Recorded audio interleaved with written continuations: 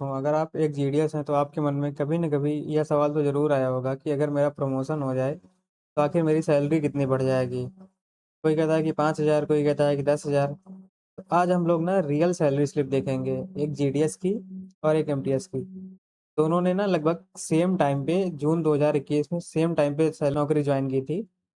आज हम देखेंगे कि उन दोनों जीडीएस और एमटीएस की सैलरी स्लिप, दोनों ने सेम मंथ 2021 में नौकरी ज्वाइन की थी और एक 2025 में एमटीएस हो गया, दूसरा अभी भी जीडीएस है। तो आज हम दोनों की सैलरी स्लिप की कंपैरिजन करेंगे कि आज एमटीएस की सैलरी कितनी है, जो ये बंदा एमटीएस हो गया उसकी सैलरी कितनी है और जो बंदा जीडीएस है उसकी सैलरी कितनी है। तो चलिए देखते हैं। तो अभी देखते हैं कि एक एबीपीएम की सैलरी स्लिप जिसने कि जून 2021 में सर्विस ज्वाइन की थी। तो ये आप देख सकते हैं कि इसका डिजिग्नेशन एबीपीएम है, बाकी डाटा तो मैंने हटा दिया है। तो अभी इसकी सैलरी कितनी है, इसका टीआरसीए देखो, क्योंकि इसमें टीआरसीए मिलता है बेस। तो 10,930 इसका टीआरसीए है। इसका डीए कितना है, 6,339 रुपये डीए है। और ये हमारा स्टेशनरी चार्ज है 25 रुपये और साइकिल अलाउंस है 180 रुपये। टोटल इसकी सैलरी इन हैंड इस समय कितनी मिल रही, टोटल इसकी इन हैंड सैलरी इसमें से 50 रुपये जेडीएस जीआईएस के कटते हैं, हर किसी के कटते हैं। और कुछ लोगों का एनपीएस लाइट भी कटता है 300 रुपये। बट इस जीडीएस का एनपीएस लाइट अभी नहीं कट रहा है। तो टोटल इन हैंड सैलरी कितनी इसकी आ रही है, इन हैंड सैलरी इसकी आ रही है 17,424 रुपये। इस बंदे ने जून 2021 में सर्विस ज्वाइन की थी, उसकी सैलरी आज कितनी आ रही है, 17,424 रुपये। और इसी सेम टाइम पीरियड पे जून 2021 में ही दूसरे बंदे ने, जिसने बाद में 2025 में एमटीएस में प्रमोशन पा गया हो, तो उसकी सैलरी आज कितनी है हम उसको देखते हैं। आप देखते हैं कि जो एमटीएस में बंदा चला गया उसकी सैलरी कितनी है। तो ये बंदा जो है एमटीएस में है, इसका देख सकते हैं कि आप, इसका जो है ना एक इंक्रीमेंट लग चुका है। एक इंक्रीमेंट लगने के बाद इस मल्टीटास्किंग स्टाफ की सैलरी कितनी होगी, इसकी भी देखिए जनवरी की सैलरी है और इसकी भी देखिए जनवरी की ही सैलरी है, दोनों की सेम मंथ की सैलरी मैं दिखा रहा हूँ, जनवरी 2026 की। अब इसका क्या हुआ कि बेसिक पे कितना है, 18,500 है एक इंक्रीमेंट लगने के बाद। ये इसका कितना है, 10,730। और आपका ये है टीपीए, ये देखो एमटीएस में ही लगता है, ट्रांसपोर्ट अलाउंस 900 रुपये मिलता है। फिर उसके बाद उस पर भी डीए मिलता है, उस पर डीए और टीपीए उस पर मिलता है 522 रुपये डीए। फिर इसमें देखो एचआरए लगता है, जीडीएस को कोई एचआरए वगैरह कुछ नहीं मिलता। देखो 1850 रुपये एचआरए मिलता है।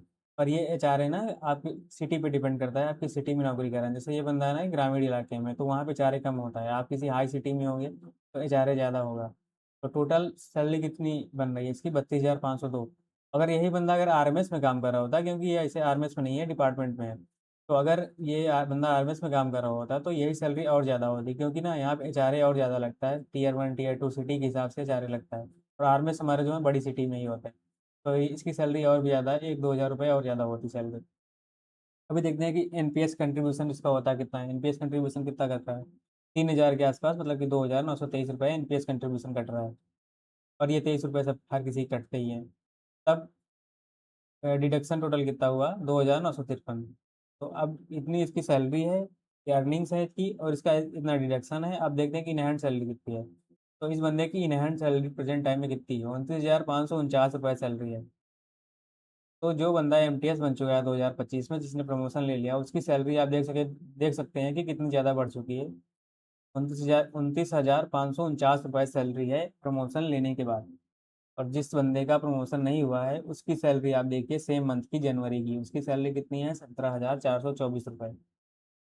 और जबकि दोनों ने साथ में सर्विस ज्वाइन की थी, सेम मंथ में सर्विस ज्वाइन की थी 2021 में। जिसका प्रमोशन हो गया उसकी सैलरी आप देखिए कि 12,000 रुपये ज़्यादा बढ़ चुकी है।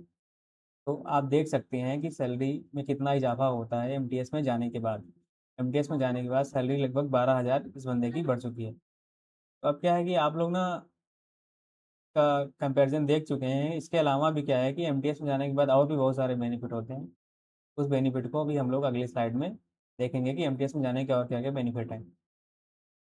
तो दोस्तों आज हमने किसी अनुमान की नहीं बल्कि ओरिजिनल सैलरी स्लिप के आधार पर वास्तविक तुलना देखी। अगर सिर्फ इन हैंड सैलरी की बात करें तो प्रमोशन के बाद लगभग 12,000 प्रतिमाह का अंतर दिखाई देता है। लेकिन एमटीएस बनने के बाद केवल सैलरी तक ही सीमित नहीं है, बेनिफिट्स बेनिफिट्स और भी हैं। पहला तो क्या है कि आप रेगुलर गवर्नमेंट सर्विस में हो जाएंगे। दूसरा, आपको लीव बेनिफिट्स अच्छे मिलते हैं, एनपीएस मिलता है, करियर ग्रोथ है, एलटीसी है और भविष्य में पे कमीशन जैसी और भी सुविधाएं हैं। पे कमीशन बढ़ने के बाद आपकी सैलरी और भी बहुत ज़्यादा बढ़ जाएगी।